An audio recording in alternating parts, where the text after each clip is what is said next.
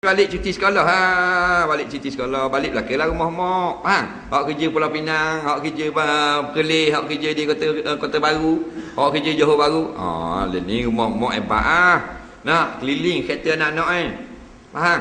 Buat balik kereta yung siapa mula-mula Kak Long jadi Messi di Johor Baru. Pro 2 Viva. Nenggok mak tengok. Anak aku pakai Viva. Anak. Lah Kemaratung ni mak.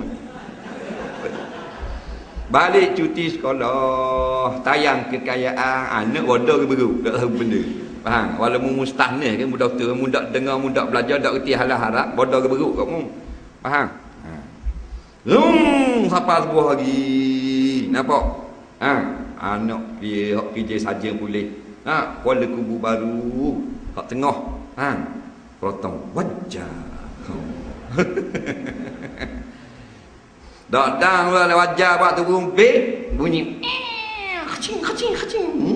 Siapa? Kereta dia pula ni. Anak awak busu. Kerja jaga mak-mak sekolah di Perlis tu. Kancil.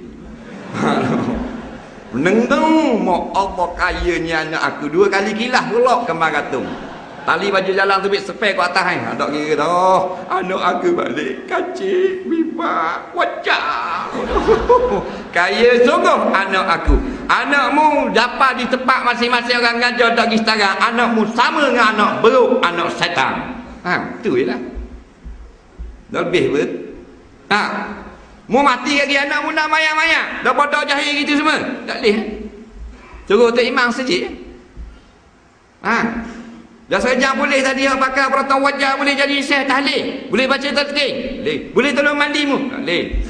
Nak bagi duduk tak kubur baca Quran, minta mu ringan daripada azab kubur. Tak buat jalan malah. Nak pasal apa? 3 beradik tu cari dunia. Faham?